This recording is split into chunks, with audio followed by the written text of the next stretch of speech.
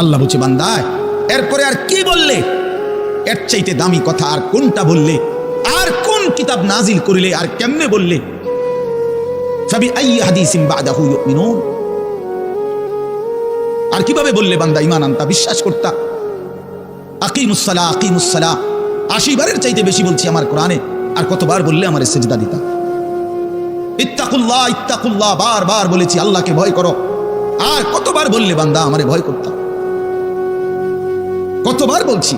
আল্লাহ বলবেন।